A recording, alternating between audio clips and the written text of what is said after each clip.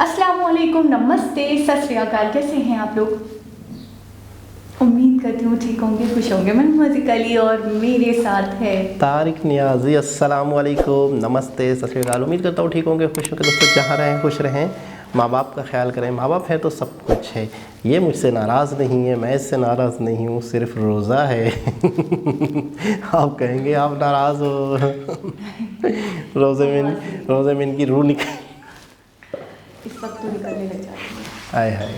तो आज की हमारी वीडियो है, आज की हमारी वीडियो है बहुत ही लेटेस्ट, बहुत ही रिक्वेस्टेड। तो स्टार्ट करते हैं, आवाज़ पे कॉम्प्रोमाइज़ करें तो स्टार्ट करते हैं अपनी वीडियो को। Let's start. ओके गाइस, तो वीडियो का टाइटल है historic free trade deal with Australia signed, why PM Modi is so excited. Start करते हैं। ऐतिहासिक फ्री ट्रेड एग्रीमेंट भारत और ऑस्ट्रेलिया के बीच में, जो ये वर्ड है हिस्टोरिक, ये आपने काफी बार देखा होगा, क्योंकि ऑस्ट्रेलियन मीडिया, इनकी सरकार, हर जगह आप देख रहे हैं कि जो ट्रेड एग्रीमेंट इंडिया के साथ साइन किया ऑस्ट्रेलिया ने, ये लोग ओपनली कह रहे हैं कि ये हिस्टोरिक है। हमको उम्मीद थी नहीं कि इंडिया ऐसा एग्रीमेंट हमारे साथ करने को रेडी होगा। और इंडियन पर्सपेक्टिव से आप अगर देखें तो ये एक बहुत ही अच्छा एग्रीमेंट है। इंडिया ने अपनी शर्तों पे बहुत सी चीज़ें ले ली ऑस्ट्रेलिया से, और ओवरऑल मैं यहाँ पर ये कहूँगा कि डेफिनेटली इस ट्रेड एग्रीमेंट से इंडिया और ऑस्ट्रेलिया दोनों को बहुत ही ज़्यादा बेनिफिट होने वाला है। मेन बेनिफिट आपको ये दिखेगा कि इंडिया और ऑस्ट्रेलिया का जो ट्रेड अभी के लिए है $27.5 बिलियन, ये सिर्फ 5 साल में इस ट्रेड एग्रीमेंट के साइन करने के बाद, जिसका नाम है economic cooperation and trade agreement ECTA, ये साइन करने के 5 साल के बाद बताया जा रहा है कि $45 बिलियन तक पहुंच जाएगा इंडिया ऑस्ट्रेलिया का ट्रेड। और इसमें ऐसा नहीं है कि ऑस्ट्रेलिया ही हमको बेचेगा, हम लोग भी ऑस्ट्रेलिया को बहुत कुछ बेच रहे होंगे। और इंडिया का अनुमान यहाँ पर यह है कि 2035 तक ऑस्ट्रेलिया को ही जो हमारे एक्सपोर्ट्स होंगे ये $35 बिलियन तक पहुंच जाएंगे। तो एक बहुत ही बड़ा एग्रीमेंट है ये। कई इंडियंस को मौका भी मिलेगा इस एग्रीमेंट के अंडर कि ये लोग ऑस्ट्रेलिया में जाकर काम कर सके। ओवरऑल बताया जा रहा है कि भारत के लिए 1 मिलियन, मतलब कि 10 लाख नौकरियां जनरेट होंगी इस लैंडमार्क ट्रेड एग्रीमेंट से। और सबसे इंटरेस्टिंग बात तो ये है कि ये अभी फुल फ्लेजेड 100% ट्रेड एग्रीमेंट नहीं है। ये आप कह लीजिए एक इंटरम ट्रेड एग्रीमेंट है, ये शुरुआत का ट्रेड एग्रीमेंट है। इन द फ्यूचर हो सकता है कि 5 साल बाद और भी चीजें यहाँ पर इंक्लूड करी जाएं। नाउ यहाँ पे आप उससे क्वेश्चन पूछ सकते हैं, दुनिया भर में इसको हिस्टोरिक क्यों कहा जा रहा है? ऐसी क्या स्पेशल बात हो गई? एक फ्री ट्रेड एग्रीमेंट ही है ना, इसमें मैक्सिमम होगा क्या? पहले अगर मान लो कि ऑस्ट्रेलिया से कोई साबुन की टिकिया इंडिया में आ रही है, तो अगर ऑस्ट्रेलिया में उसका रेट था 100 रुपये, इंडिया लगाता रहा उस पर 50% टैरिफ, तो इंडिया में वो बिकती थी 150 रुपये की। अब इंडिया टैरिफ कम लगाएगा, ये थोड़ी सस्ती बिक जाएगी। What is historic about this? Historic देखें यहाँ पर ये है कि पहली बात तो 6000 से ऊपर आइटम यहाँ पर कवर करी गई है। और पहली बार इतिहास में जब इंडिया ने एशिया से बाहर एक डेवलप्ड कंट्री के साथ फ्री ट्रेड एग्रीमेंट साइन किया है। इससे पहले आप अगर देखो तो डॉक्टर मनमोहन सिंह जी के टाइम में इंडिया ने फ्री ट्रेड एग्रीमेंट साइन किए थे साउथ कोरिया और जापान के साथ। दोनों कंट्रीज काफी हद तक डेवलप्ड मानी जाती है, मगर दोनों देश एशिया का पार्ट है। ये बात किसी ने सोची नहीं थी कि 10 साल के अंदर अंदर इंडिया ऑल टुगेदर एशिया से बाहर जो एक विकसित देश है ऑस्ट्रेलिया, जो एक इंग्लिश स्पीकिंग वर्ल्ड का पार्ट है, उसके साथ इंडिया कॉन्फिडेंटली एक फ्री ट्रेड एग्रीमेंट साइन करेगा। और इसलिए इसको कहा जा रहा है हिस्टोरिक है, क्योंकि पहली बार इंडिया ने एशिया के बाहर एक विकसित देश के साथ साइन किया है इस टाइप का ट्रेड पैक्ट। नाउ ये ट्रेड पैक्ट में क्या क्या चीज़ें शामिल होंगी, किस तरीके से इंडिया ऑस्ट्रेलिया का ट्रेड बढ़ेगा, ये हम डिस्कस करेंगे। मगर आगे बढ़ने से पहले आपसे एक क्वेश्चन पूछूंगा। क्वेश्चन यहाँ पर ये है कि इनमें से किस कंट्री के साथ इंडिया का कोई बायलैटरल ट्रेड एग्रीमेंट नहीं है?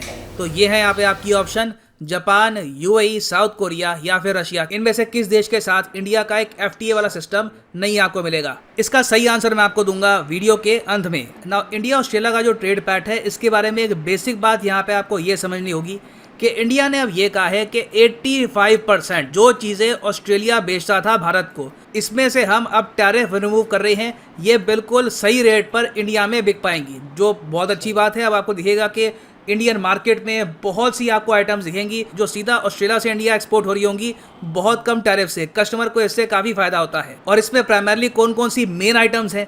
मेन आइटम यहाँ पे है शीप मीट, वूल, कॉपर, कोल, एल्यूमिनियम, फ्रेश ऑस्ट्रेलियन लॉबस्टर, बहुत सारे क्रिटिकल मिनरल्स हैं यहाँ पर, नॉन फेरस मेटल्स हैं। उसके अलावा ऑस्ट्रेलिया के फल, ऑस्ट्रेलिया की कुछ हद तक सब्जियां, जो ऑस्ट्रेलिया की दालें हैं, जो इनके बीज आप कह लीजिए, जो ऑस्ट्रेलिया की वाइन है, ये आराम से अब इंडियन मार्केट में आ जाएगी। टैरिफ यहाँ पर कट कर दिए गए हैं। अब ऑस्ट्रेलिया बहुत ही लंबे समय से ये चाहता था कि इस ट्रेड डील में एक और चीज ऐड हो जाए, मिल्क प्रोडक्ट्स। जो डेयरी सेक्टर है ऑस्ट्रेलिया का, ये भी यहाँ पर फायदा उठा ले, क्योंकि ऑस्ट्रेलिया का जो डेयरी सेक्टर है, जो ये लोग यहाँ पर मिल्क प्रोड्यूस करते हैं, जो कर्ड योगर्ट ये लोग बनाते हैं, दुनिया भर में बहुत ज़्यादा पॉपुलर है। ऑस्ट्रेलिया में बहुत ही हाई स्टैंडर्ड की डेयरी आइटम्स बनती हैं। तो ऑस्ट्रेलिया चाहता था कि एक बार इंडियन मार्केट में इनको एक्सेस मिल गया तो इंडिया की मिडिल क्लास अमूल को छोड़कर, मदर डेयरी को छोड़कर सीधा ऑस्ट्रेलियन ब्रांड ही परचेज करा करेगी। इंडिया ने यहाँ पर इंश्योर किया कि हमारे देश में जो किसान हैं इनको ज़्यादा लॉस ना हो जाए। तो जो डेयरी सेक्टर है ये हमने काफ़ी हद तक किया है प्रोटेक्ट। हाँ, ऑस्ट्रेलिया को ये कहा कि जो डेयरी कॉन्सेंट्रेट्स हैं, मतलब कि कुछ प्रोटीन वाली कोई आइटम हो गई, कुछ सीरियल्स हो गए, ये सब हम अलाउ करेंगे, मगर सीधा जो हमारा डेयरी सेक्टर है उसका एक्सेस इंडिया ने ऑस्ट्रेलिया को नहीं दिया। ना अब आप समझ गए कि 85% जो ऑस्ट्रेलियन प्रोडक्ट्स हैं ये कम टैरिफ के साथ भारत में एंट्री करेंगे। भारत को क्या मिलेगा इसके बदले में? जो 96% इंडियन गुड्स हम एक्सपोर्ट करते थे ऑस्ट्रेलिया को, ये अब ड्यूटी फ्री जाएंगे। मतलब कि इंडियन प्रोडक्ट्स को बहुत ही बड़े स्केल में आपको एक एंट्री होती हुई दिखेगी इन ऑस्ट्रेलिया। इसमें कौन कौन से प्रोडक्ट्स हैं? Leather, footwear sector. तो हमारी जो लेदर इंडस्ट्री है यहाँ पर एक मैसिव बूम आने वाला है इन द नियर फ्यूचर। और पीयूष गोयल साहब ने यहाँ पर यह कहा है कि इंडिया ऑस्ट्रेलिया का जो मेन ट्रेड का थीम है, जो आप कह लीजिए फंडामेंटल बेस है, वो ये है, जो सस्ते रॉ मटेरियल है ये हम परचेज करेंगे ऑस्ट्रेलिया से, हम ऑस्ट्रेलिया को उसके बदले में बेचेंगे फिनिश्ड गुड्स। तो इससे क्या होगा कि इंडिया में रोजगार बढ़ने वाला है। जो हमारा टेक्सटाइल सेक्टर है इसको एक्सेस मिलेगा ऑस्ट्रेलियन मार्केट का, ये मैं कहूँगा बहुत ज़्यादा बड़ी जीत है। फिर इंडिया का जो ज्वेलरी सेक्टर है, जो फर्नीचर सेक्टर है, जो machinery, electrical goods, railway wagons का सेक्टर है, जो इंजीनियरिंग प्रोडक्ट्स का सेक्टर है, अभी रिसेंटली आपको पता होगा कि इंडिया ने $400 बिलियन से भी ऊपर के एक्सपोर्ट कर दिए हैं इस फाइनेंशियल ईयर में। और इसमें बताया गया था कि बहुत ही बड़ा योगदान था इंजीनियरिंग प्रोडक्ट्स का। बताया जा रहा था कि $100 बिलियन से भी ऊपर हमने इंजीनियरिंग प्रोडक्ट्स किए हैं एक्सपोर्ट। तो जो ये इंजीनियरिंग प्रोडक्ट्स हैं ये हम अब ऑस्ट्रेलिया को भी एक्सपोर्ट करेंगे। और सिंस इन पर टैरिफ लगेगा कम, तो वहाँ के लोग इंडियन प्रोडक्ट्स को परचेज भी करना पसंद करेंगे। फिर जो हमारी आईटी कंपनीज हैं, for example Infosys, TCS, even Wipro, इनको एक ज़्यादा बड़ा एक्सेस मिलेगा ऑस्ट्रेलियन मार्केट का। आईटी सर्विसेज में ऑस्ट्रेलिया ने यह कहा है कि इनको चाहिए स्किल्ड टेक स्टाफ, और ये टेक स्टाफ प्रोवाइड करेगा इंडिया। और इतना ही नहीं है, इंडिया ने यहाँ पर सर्विस सेक्टर को भी इंक्लूड किया है। इंडिया से जो शेफ्स हैं और जो योगा टीचर्स हैं ये ऑस्ट्रेलिया में आराम से जा पाएंगे, इनको कोटा मिलेगा, आराम से ऑस्ट्रेलिया में जाकर ये नौकरी कर पाएंगे।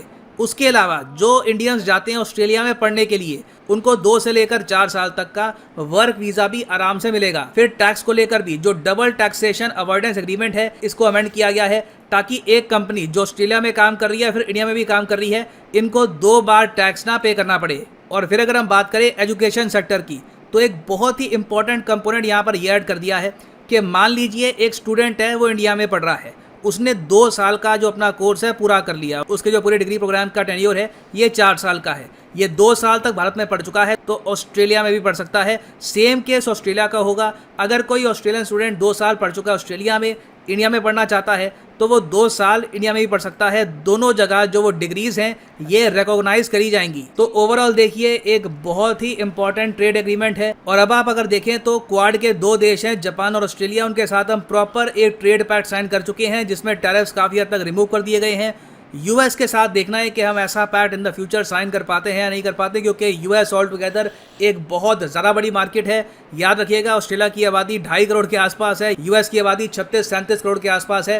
It is all together a different country. मगर अभी के लिए this is great news for India Australia relations. ना वापस आते हैं अपने एमसीक्यू की तरफ कि इंडिया का बायलैटरल ट्रेड एग्रीमेंट इनमें से किस देश के साथ नहीं है। तो सही उत्तर यहाँ पे है रशिया। जी हाँ, रशिया के बारे में हम जो भी कहें, हमारा मित्र मुल्क है, एवरग्रीन फ्रेंड, जो भी ब्रदर जैसे भी आप कह लीजिए, रियलिटी ये है कि इंडिया और रशिया ने अभी तक एक फ्री ट्रेड। एंड फाइनली यहाँ पर मैं ये भी ऐड कर दूं कि देखिए जो अनअकैडमी के बैंक एग्जाम कोर्सेज हैं इनके प्राइसेस बढ़ जाएंगे 15 अप्रैल से।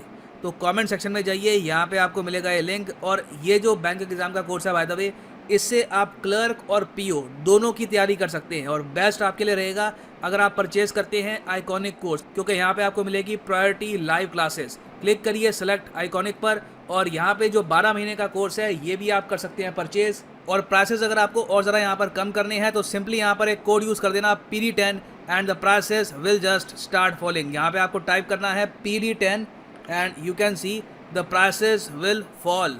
सो use the code and save money. इसी नोट के साथ ये है वीडियो का अंत। Thank you for listening and as always God bless you all. जी जनाब, मुझे ये देखकर कि पिछली वीडियो एग्रीमेंट रशिया के साथ नहीं। पिछले में की वीडियो देखी थी जिसमें 30 कंट्रीज़ के साथ वो एक्सपोर्ट की प्लानिंग चल रही हैं, मीटिंग्स चल रही हैं। यहाँ पे ऑस्ट्रेलिया के साथ एक फ्री एग्रीमेंट हो चुका है और यहाँ पर हमारे मुल्क में हुक्मरानी कौन करेगा ये इशू अभी चल रहा है, कौन करेगा कौन नहीं करेगा, ठीक है ना।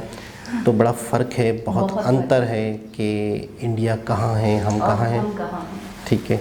बाकी ये कि बहुत कुछ सोचना पड़ेगा पाकिस्तान को कि किस तरह से चलना है, किस तरह से देश को ऊपर लेके जाना है, किस तरह आगे बढ़ना है। अच्छा, मैं ये सोच रहा हूँ कि सबसे बड़ी कामयाबी इंडिया की, सबसे मेन वजह तरक्की की, एक long term government Modi ji की ख़ास तौर पे। आपको लॉन्ग टर्म हुक्मरान मिल जाए, वो सिंसियर मिल जाए, जो आपके अवाम के साथ ईमानदार हो, मुखलिस हो, आपके मुल्क के साथ मुखलिस हो और आपके कंट्री को तरक्की दें, तो आप बहुत खुश नसीब हैं, बहुत खुश नसीब है, बहुत खुश नसीब। इतने बड़े बड़े कंट्रीज़, इतने डेवलप कंट्रीज़ के साथ फ्री ट्रेड। अच्छा, ट्रेड से क्या होता था पता है? होता ये था कि आपके कंट्री के अंदर कोई चीज़ बन रही है तो आपको सस्ती मिलती थी। अगर आप कहीं से बाहर से मंगवा रहे हैं तो वो नहीं मिलती थी। मैंने एक वीडियो देखी, एक लड़का था जापान में, पाकिस्तानी लड़का, गाड़ियाँ वाड़ियाँ जो नहीं थी, ऑल्टो गाड़ियाँ और ये गाड़ियाँ जापान की, वो गाड़ियाँ वहाँ से आती हैं पाकिस्तान, बहुत ज़्यादा, मतलब है कि एक्सपोर्ट होती, इंपोर्ट होती हैं। तो वो बता रहा था, वीडियो बनाता है, व्लॉग बनाता है, पाकिस्तानी है वो, तो वो अक्सर वो जापान के रेस्टोरेंट बता रहा होता है।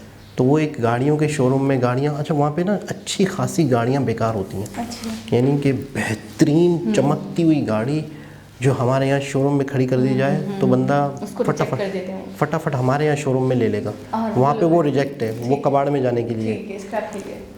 तो वो कह रहा है कि आप लोग अक्सर कमेंट करते हो मुझे, मैं बात करना चाह रहा हूँ, जो हम इंपोर्ट करते हैं चीज़ें उसमें कितना एक्सपेंस बढ़ जाता है, मैं उस पर बात कर रहा हूँ। मुझे आइडिया है, वैसे आप बात करें। तो वो स्क्रैप में जाने वाली कारों को कुछ थोड़ी बेहतर कंडीशन में होती है तो पाकिस्तान आ जाती हैं, ठीक। तो वो बंदा बता रहा है, बोला आप लोग कमेंट करते हो कोई सस्ती गाड़ी दिखाएं, 5-6 लाख की, 7 लाख की गाड़ी दिखाएं, तो मैं आप लोगों को पहले बता दूं, अगर 6-7 लाख की आप गाड़ी देख रहे हैं तो आप ना देखें इस वीडियो को, क्योंकि 6-7 लाख हम जब यहाँ से कोई गाड़ी पाकिस्तान भेजते हैं तो 6 से 7 लाख सिर्फ खर्च आ जाता है। यदि वो अगर वहाँ पे 5 लाख की तो यहाँ 10 लाख 12 लाख की, 6-7 लाख रुपए यहाँ से वहाँ पहुँचाने का खर्च आता है। तो आप ऐसे कमेंट मुझे मत करें कि 6-7 लाख वाली गाड़ी कोई बताएं जापान से कौन सी मिलेगी, कोई नहीं मिलेगी। 6-7 लाख रुपए सिर्फ हमसे गवर्नमेंट ही ले लेती है पाकिस्तान, टैरिफ लग जाता है उसको, ठीक है ना। तो कहीं से भी बाहर से कोई चीज़ आती है वो महंगी पड़ जाती है गवर्नमेंट। तो मैं ये सोच रहा हूँ कि इंडियन गवर्नमेंट्स अपने आवाम के लिए इतनी सेंसियर कि वो फ्री ट्रेड कर रही है कि उस पर कोई टैक्स ही ना हो। अच्छा, आपने वो वाली बात थोड़ी सी नेगलेक्ट कर दी, दूध वाली कि वो इतना उनको एहसास है कि हमारे फार्मर्स, हमारा जो बिज़नेस है वो चौपट ना हो जाए, हमारे यानी कि मुल्क के ब्रांड्स ना डूब जाएं, इसलिए उन्होंने बाहर वालों को अलाउ नहीं किया। उनका फिर भी सीरियल्स वगैरह आप भेज सकते हो, हाँ, उसमें से कुछ चीज़ें, लेकिन हमारा जो किसान है जो दूध का इतने बड़ा सेटअप। अच्छा, ओमोर जो है, ओमोर की आपने डॉक्यूमेंट्री देखी थी हमने, उसमें मैं इतना हैरान हो गया कि किसान जो हैं वो फसलें उगाते हैं, साथ साथ भैंसें पालते हैं, तो बाकायदा वो पूरा एक सिस्टम से गाड़ी आती है, सब दूध वालों से दूध लेती है।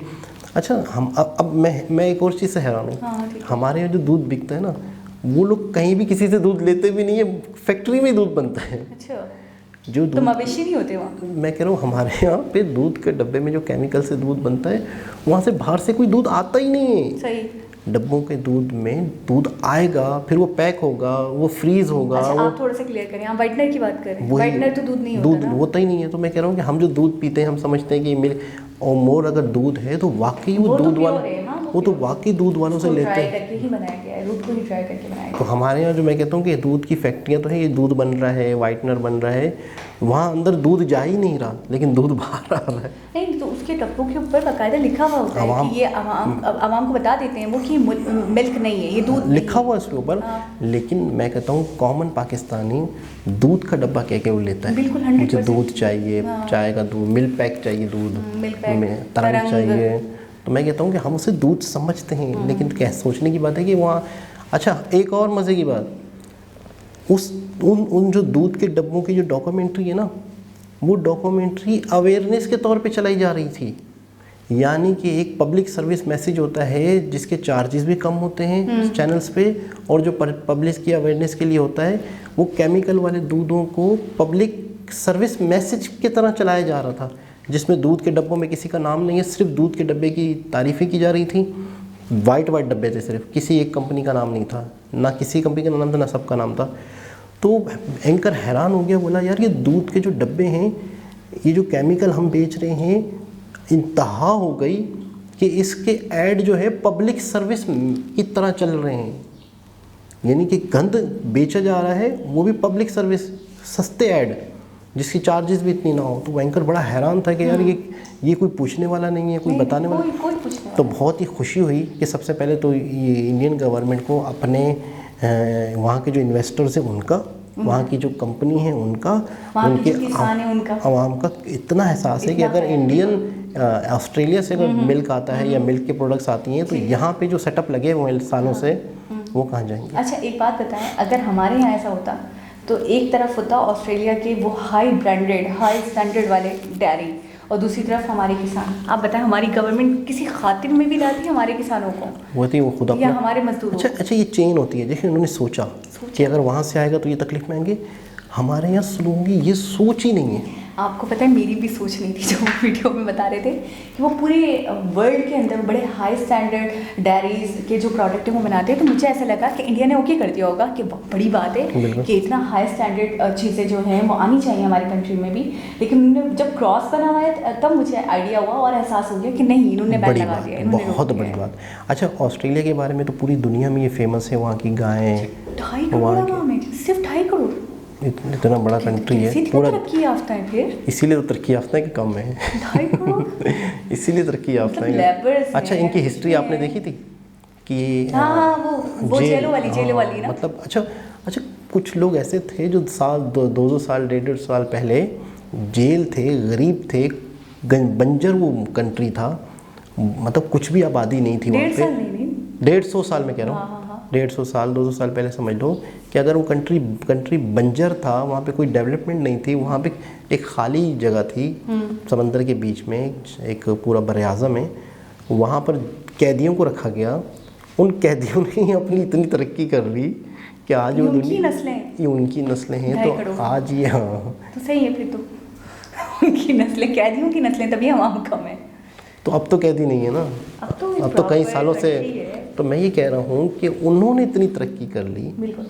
तो ये जो इतना डेवलप्ड खित्ता था ये एशिया, इसमें इंडिया ने भी इतनी तरक्की कर ली। बिल्कुल। यहाँ क्या इशू है यार? अच्छा, यहाँ क्या बीमारी थी, यहाँ क्या प्रॉब्लम थी? बस हमारे यहाँ स्टेबिलिटी नहीं थी, सबसे बड़ी जड़ ये थी। हमारे यहाँ कोई सिंसियर नहीं था, कोई मुखलिस नहीं था, कोई अपने कंट्री को आगे ले जाना नहीं चाहता। शायद कोई मोदी जैसा हमें टकराया नहीं, हमें नहीं मिला, हमारा मतलब बैड। एक वीडियो हमने देखी थी पिछले दिनों, जिसमें वो एक बंदे ने, पाकिस्तानी लड़के ने वीडियो बनाई थी, और जिसमें उसे गोलियाँ भी लग रही थी, रुको रुको रुको। तो वो कह रहा था कि हर दूसरा तीसरा पाकिस्तानी बाहर जाना चाह रहा है, और पिछले सालों में कई लोग बाहर जा चुके हैं। अभी कल मैं एक वीडियो देख रहा था तो मेरा दिल मचल रहा था। एक बंदा कह रहा था कि मेरा यहाँ बिरयानी का सेटअप है दुबई में, कोई भी पाकिस्तानी बिरयानी का सेटअप दुबई में करना चाहता है, बिजनेस करना चाहता है, मुझसे कांटेक्ट करें, मैं करवा दूंगा बिरयानी का सेटअप। वाकई बेहतरीन तरीके से। कहाँ से? पाकिस्तान से दुबई। आप वहाँ करेंगे, मैं यहाँ झक मारूंगा। मैं यहाँ गोश्त भेजूंगा, चावल भेजूंगा। तो बहुत ही बड़ी न्यूज़ है, बहुत ही बड़ी न्यूज़ है कि इंडिया एशिया के बाहर किसी कंट्री के साथ इंडिया का फ्री ट्रेड, और इससे मतलब है कि दिन अच्छा ये न्यूज़ हैं। पॉजिटिव न्यूज़ हैं ये दिन ब दिन आ रही हैं। दिन ब दिन और कई ऐसी छोटी न्यूज़ होंगी जिस पे कोई वीडियोस नहीं बनती होंगी बिल्कुल। या कोई इतनी हाईलाइट नहीं होती कि छोटी मोटी जो बहुत सारी न्यूज़ होंगी। जो गॉड के देश हैं, जो कंट्रीज़ हैं, उनके साथ बहुत अच्छे मामला आते हैं, यानी कि इंडिया के बहुत ज़बरदस्त। क्या हर किसी के साथ ट्रेड है, हर किसी के साथ बहुत अच्छा रिलेशन है, बॉन्डिंग है।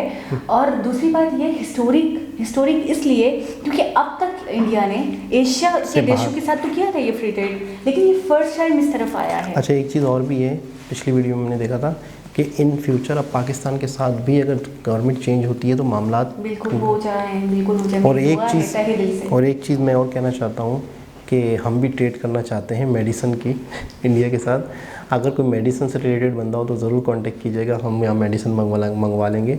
यहाँ पे हम पेमेंट कर दीजिएगा, लेकिन वीडियो देखी थी ना, मेडिसिन ले रहे हैं। प्लीज़ सीरियस, बी सीरियस, ये तो सीरियस नहीं है, मैं सीरियस बात कर रहा हूँ। यहाँ पे बहुत सारे ऐसे इलाके हैं, बहुत सारे गरीब लोग हैं, अगर हम डायरेक्ट आपसे मंगवाएंगे तो हम अपना मार्जिन नहीं रखेंगे, फ्री में भी दे सकते हैं, सस्ती भी दे सकते हैं। सिर्फ पैनाडोल ही मंगवा लेंगे अगर बहुत सारी ट्रक भर के 200-300 का 200-300 का ट्रक भर कराएगा, है ना, मतलब 2-4 हज़ार का। अब आप सीरियस हैं? मजाक कर रहा, लेकिन बी सीरियस। अगर कोई मेडिसिन से रिलेटेड बंदा हो तो डिस्क्रिप्शन में इंस्टा की आईडी होती है, तो उसमें आप कांटेक्ट कर सकते हैं। क्योंकि अगर मेडिसिन आ सकती हैं और इसमें हम किसी का कोई भला कर सकते हैं तो हम ज़रूर करना चाहेंगे। और बाकी आप क्या कहना चाहेंगे? यही कि बहुत अच्छी, बहुत उम्दा वीडियो थी और वाकई दिन ब दिन दिख रहा है, आए दिन कोई ना कोई पॉजिटिव और अच्छी खबरें, तरक्की दिख रही है, यही कहूँगी। बिल्कुल, और हर नए दिन कोई ना कोई खबरें आ रही हैं पॉजिटिव। और ज़्यादातर इंडियन गवर्नमेंट का फोकस तरक्की, इंपोर्ट एक्सपोर्ट पे, ताकि ट्रेड का बढ़ना, इससे तरक्की होती है। तो खैर, बहुत ही ज़बरदस्त वीडियो। दोबारा किसी वीडियो के साथ आपसे मुलाकात होगी, जब तक के लिए अल्लाह हाफ़िज़।